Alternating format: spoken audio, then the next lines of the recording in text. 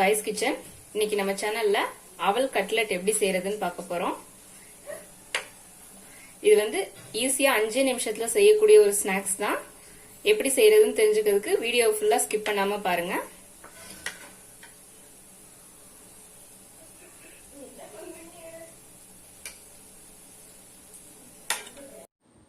இது வரைக்கும் gayuskitchen சேனலை சப்ஸ்கிரைப் பண்ணாதவங்க சப்ஸ்கிரைப் பண்ணிக்கோங்க. பக்கத்தில் இருக்க பெல் ஐக்கானை ப்ரெஸ் பண்ணி ஆளுங்கிற ஆப்ஷனை கிளிக் பண்ணிக்கோங்க.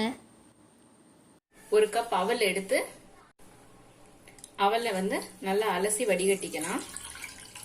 ஊற வைக்கலாம் தேவையில்லை. நல்லா அலசிட்டு புளிஞ்சு எடுத்துக்கலாம்.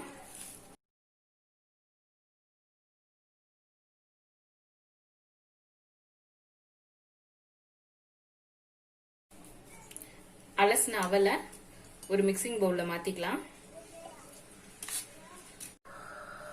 அதோட ஒரு சின்னதா இருக்கிறதுனால 3 உருளைக்கிழங்கு வேக வச்சு எடுத்து வச்சிருக்கேன். இதே வந்து கொஞ்சம் நல்ல பெரிய கிழங்கா இருந்தா 2 எடுத்துட்டா போதும். நல்லா வேக வச்சு வச்சிருக்கேன். இதை அவலோட சேர்த்து நல்லா மசிச்சுக்கலாம்.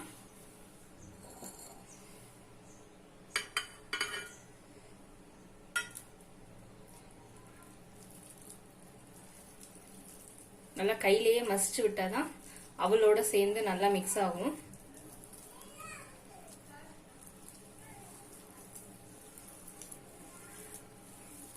நல்லா இப்படி கையிலேயே நல்லா மசிச்சு விட்டுக்கணும்.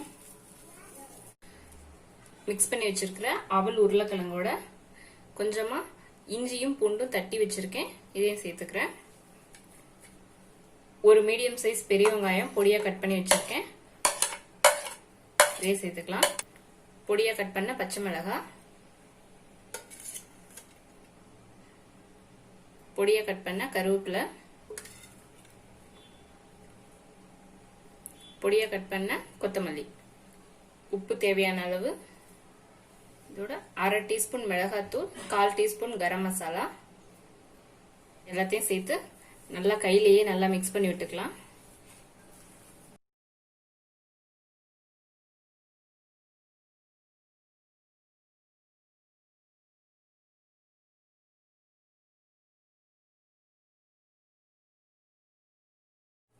நல்லா இப்படி ஒரு பால் சைஸுக்கு எடுத்துக்கிட்டு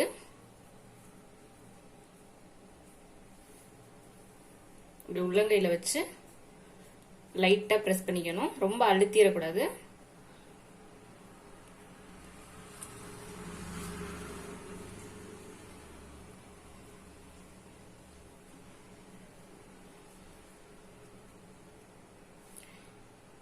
இந்த மாதிரி ஷேப்ல எல்லாத்தையுமே தட்டி எடுத்துக்கலாம்.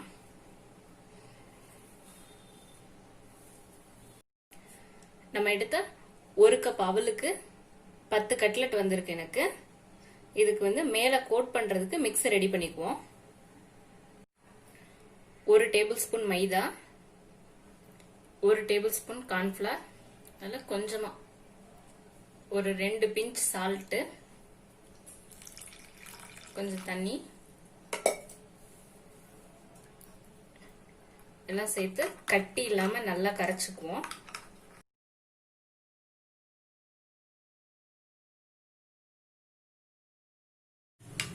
இது மாதிரி நல்லா தண்ணியா கரைச்சி வச்சுக்கலாம்.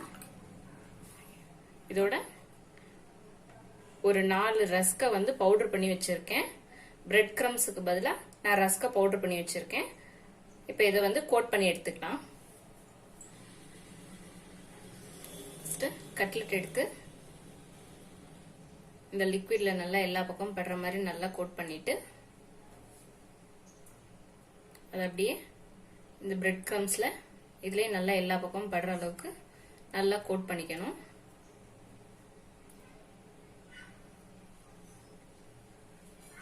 இப்படி ஒரு பிளேட்ல எடுத்து வச்சுக்கலாம். இதே மாதிரி நான் எல்லாத்தையும் கோட் பண்ணி எடுத்துக்கிறேன். பேன்ல வந்து எண்ணெய் ஊத்தி வச்சிருக்கேன். எண்ணெய் நல்லா ஹீட் ஆயிருச்சு. கட்லெட் எல்லாம் கோட் பண்ணி ரெடி பண்ணி கொண்டு வந்தாச்சு. இதுல ஒன்னொன்னா போட்டு மீடியம் ஃப்ளேம்லயே அப்படியே எண்ணெயில போட்டு எடுத்துக்கலாம். அடுப்பு ஃப்ளேம் அதிகமா வைக்க கூடாது. மீடியம் ஃப்ளேம்லயே வச்சு வேக வச்சுக்கலாம். நல்ல கோல்டன் ப்ரௌனா வர்ற அளவுக்கு பொரிய விட்டுறணும். இது அவல் ஏற்கனவே வேக வச்ச உருளைக்கிழங்கு இதெல்லாம் சேர்த்துட்டதுனால வேகிறதுக்கு ரொம்ப நேரம் எடுத்துக்காது. பெரட்டி விட்டுலாம்.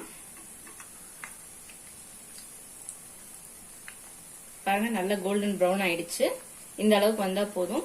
எல்லாத்தையுமே பெரட்டிக்கலாம். திருப்பி விட்டு ஒரு நிமிஷம் ஆயிடுச்சு. கட்லெட்டை ஒன்னொன்னா எடுத்துக்கலாம். பாருங்க நல்லா 2 சைடும் கோல்டன் ப்ரௌனா வெந்து நல்லா இருக்கு. அவ்வளவுதாங்க, நம்மளோட அவல் கட்லெட் ரெடி. ஒரு 2 உருளைக்கிழங்கு மட்டும் நல்லா வேக வச்சுட்டா போதும். ஒரு 10 நிமிஷத்துல இந்த கட்லெட் ரெடி பண்ணிடலாம். ஈவினிங் ஸ்நாக்ஸா குழந்தைங்களுக்கு ஸ்கூல் விட்டு வந்தோடனே ஃப்ரெஷ்ஷா செஞ்சு கொடுத்துடலாம். இதை நீங்களும் ட்ரை பண்ணி பாருங்க. இந்த வீடியோ உங்களுக்கு பிடிச்சிருந்தா லைக் பண்ணுங்க, ஷேர் பண்ணுங்க, கமெண்ட் பண்ணுங்க. இது வரைக்கும் காய்ஸ் கிச்சன் சேனலை சப்ஸ்கிரைப் பண்ணாதவங்க மறக்காம சப்ஸ்கிரைப் பண்ணிக்கோங்க.